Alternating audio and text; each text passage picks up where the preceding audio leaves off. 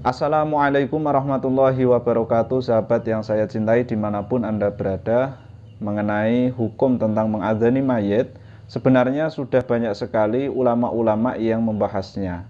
Di sini saya akan tampilkan takbir-takbir mengenai mengadzani mayit yang berada di dalam Kutubul Mu'tabarah atau kitab-kitab yang bisa dijadikan sebagai pedoman. Langsung saja yang pertama di dalam kitab Tuhfatul Muhtaj karya Imam Ibnu Hajar Al-Haytami, ini cetakan At-Tajiriyah Al-Kubra juz 1 halaman 461, tepat di Faslun fil Adzani wal Iqamati.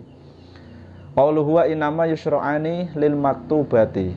Adzan dan iqamah itu disyariatkan hanya untuk sholat maktubah atau sholat wajib. Nah, itu redaksi awalnya. Kemudian Ibnu Hajar memberikan penjelasan tambahan. Dunal mangdzurati wa sholatil janazati wan nafli wa in syuri'at lahu al jama'atu fala yundabani bal yukrohani li adami wurudihima fiha. Bahwa adzan dan iqamah tidak pula disyariatkan untuk sholat yang dinadari, sholat jenazah dan sholat sunnah. Meskipun sholat sunnah itu disyariatkan berjamaah, tetap tidak disunahkan untuk adzan, seperti itu ya. Kemudian bahkan adzan dan iqamah untuk sholat sunnah itu makruh karena tidak ada hadisnya. Kemudian Imam Ibnu Hajar berkata, Naam, qad yusannu al-adzanu li ghairi sholati kama fi adzanil maulud wal mahmum wal masru' wal ghudban wa man sa'a khuluquhu min insanin aw bahimatin wa inda muzdahamil jaisi wa indal hariki. Memang benar, kata Imam Ibnu Hajar, memang benar. Terkadang adzan itu dianjurkan untuk selain sholat. Ada ya, seperti di telinga bayi yang baru lahir, di telinga orang yang susah, orang yang pingsan, orang marah, kemudian yang buruk perilakunya, baik itu manusia ataupun hewan ya. Jadi kalau ada manusia ataupun hewan yang perilakunya buruk diadzani, ini sunnah. Dan adzan ketika ada desakan pasukan musuh, ini kondisi perang ya, dan ketika tenggelam, nah itu disunahkan. Artinya ada adzan-adzan yang disyariatkan tidak untuk sholat, itu ada. Kemudian ini lanjutannya, wakila wa inda inzalil mayyiti liqabrihi qiyasan ala awwali khurujihi lid dunya. Nah, lakin rodatuhu fi syarhil ubabi. Ini yang digaris bawahi. Dalam satu qil ada yang mengatakan ketika mayat diturunkan ke kubur juga disunahkan adzan. Nah, ini dikiaskan dengan pertama kali dia dilahirkan ke dunia. Namun kata Imam Ibnu Hajar, saya membantahnya di dalam kitab Syarhul Ubab. Nah, kemudian ada lagi tambahan, wa inda taghawulil gilani ay tamarrudil jinni li khabarin sahihin fihi wa huwa wal iqamatu khalfal musafiri. Kemudian adzan juga dikumandangkan ketika kerasukan jin berdasarkan hadis sahih. Demikian halnya adzan dan iqamah di belakang musafir. Jadi itu ada ya adzan-adzan di selain sholat, termasuk mengadzani mayit yang mau dikuburkan, mau dipendem, itu istilahnya. Kemudian takbir yang kedua, ini di dalam kitab Al-Bajuri, Hasyiah Fathul Qarib. Nah, kitab ini familiar sekali di kalangan pesantren. Karya Syekh Ibrahim Al-Bajuri, cetakan Al-Haramain, ini juz 1 halaman 161. Tepat di bab sunanuha ay sunanus sholati qabla dukhuli fiha syai'ani. Tepat di qauluhu wa yusannu al-adzanu wal iqamatu aidan khalfal musafiri wala yusannu al-adzanu inda inzalil mayyiti al-qabra khilafan liman qala bisunniyatihi qiyasan li khurujihi minad dunya ala dukhulihi fiha.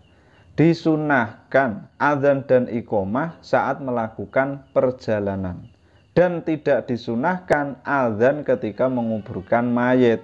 Nah, pendapat ini berbeda dengan ulama yang mensunahkan adzan karena menyamakan hukumnya dengan mengadzani anak yang baru lahir. Jadi ada perbedaan di antara para ulama. Di dalam kitab Al-Bajuri ini juga menukil pendapat dari Tuhfatul Muhtaj tadi yang sudah kita bacakan. Qala Ibnu Hajar waradatuhu fi syarhil ubab lakin in wafaqa inzaluhu al-qabra bi adzanin khuffifa anhu fi su'ali. Ibnu Hajar berkata, saya menolaknya di dalam kitab Syarhul Ubab. Akan tetapi jika penguburan mayat bertepatan dengan adzan, maka mayat diringankan dalam menjawab pertanyaan di dalam kubur. Nah, itu yang kedua. Kemudian takbir yang ketiga ini juga di dalam kitab yang sangat familiar sekali di kalangan pesantren, yaitu kitab I'anatut Thalibin, karya Sayyid Muhammad Syato Ad-Dimyati. Nah, ini cetakan Al-Haramain juz 1 halaman 230, tepat di Faslun fil Adzani wal Iqamati. Qauluhnya adalah wa'lam annahu la yusannu al-adzanu inda dukhulil qabri khilafan liman qala bisunniyatihi qiyasan li khurujihi minad dunya ala dukhulihi fiha. Ketahuilah bahwa tidak sunnah, redaksi awalnya tidak sunnah mengadzani mayit ketika dimasukkan dalam kubur. Pendapat ini berbeda dengan pendapat ulama yang mengatakannya sunnah. Sunnahnya dikiaskan dengan mengadzani anak yang baru dilahirkan. Nah, ini di dalam kitab I'anatut Thalibin, hampir mirip lah dengan kitab Al-Bajuri seperti itu. Bahkan di dalam kitab I'anatut Thalibin ini juga menukil hal yang sama seperti Imam Al-Bajuri. Qala Ibnu Hajar waradatuhu bisyarhil ubabi lakin in wafaqa inzaluhu al-qabra bi adzanin khuffifa anhu fi su'ali, ya sama persis. Ibnu Hajar berkata, saya menolaknya dalam kitab Syarhul Ubab, akan tetapi jika penguburan mayat bertepatan dengan adzan, maka mayat diringankan dalam menjawab pertanyaan di dalam kubur. Jadi seperti itu. Dari takbir-takbir ini dapat kita pahami bersama bahwa para ulama berbeda-beda pendapatnya mengenai hukum mengadzani mayit.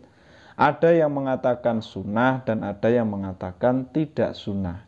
Perbedaan ini didasarkan pada perbedaan beliau semua dalam memahami hadis Nabi Muhammad SAW.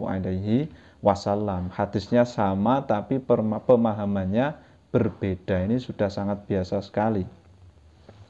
Ulama yang mengatakan tidak sunnah berargumentasi dengan tidak adanya dalil yang spesifik dan pasti yang terkait permasalahan mengadzani mayit ini. Karena tidak ada dalil yang pas seperti itu ya. Jadi beliau mengatakan tidak sunnah. Nah, sementara ulama yang membolehkannya atau bahkan menyunahkannya, beliau menganalogikan atau mengkiaskan masalah ini dengan kesunahan mengadzani anak yang baru dilahirkan. Dan sebagai kesimpulan akhir, saya katakan mengadzani mayit bukanlah amalan yang sesat. Kita lihat sendiri khilaf para ulama itu sebatas antara sunnah dan tidak sunnah. Bukan masalah sesat dan tidak sesat, itu sangat jauh berbeda. Ini adalah amalan yang sunnah menurut para ulama, yang lain tidak sunnah. Kan sebatas seperti itu, tidak sampai sesat, tidak sesat. Nah, seperti itu ya. Jadi saya harap bagi siapapun yang mengamalkan mengadzani mayit, alangkah baiknya jangan menyalahkan orang yang tidak mengamalkannya. Begitupun sebaliknya, Anda yang tidak mengamalkan mengadzani mayit, ya jangan menyalahkan atau bahkan mencela yang mengamalkannya. Ya, kita saling menghormati ya. Dan bagi yang suka mencela-mencela itu ya kita perlu sadar, yang terutama yang tidak melakukan ini biasanya, yang tidak melakukan adzan kepada mayit itu, Anda perlu sadar bahwa Anda tidak lebih alim dari ulama yang mengatakan perbuatan ini adalah sunnah. Yang mengatakan ini ulama pada zaman dahulu. Lah Anda ini siapa? Seperti itu ya. Dan yang sebagai catatan akhir ya, alangkah baiknya kita semua ini dalam menghadapi perbedaan ini, biarlah perbedaan ini berjalan dengan saling menghormati, berjalan apa adanya, tanpa ada saling mencela satu sama lain. Mengenai benar atau salah, ya kelak di akhirat kita akan tanggung jawab bersama. Anda atau kita, adzan atau tidak adzan yang benar. Insya Allah, bukan insya Allah lagi, besok di akhirat pasti akan terjawab. Kalau di dunia ini jelas kita masih meyakini apa yang kita yakini, seperti itu ya. yang kita yakini ini benar, belum tentu Anda juga salah. Bisa jadi kita sama-sama salah, bisa jadi kita juga sama-sama benar seperti itu. Karena kebenaran itu hanya milik Allah. Kita hanya mendekati kebenaran itu dengan berbagai ilmu pengetahuan kita ya. Wallahu a'lam bishawab. Wassalamualaikum warahmatullahi wabarakatuh.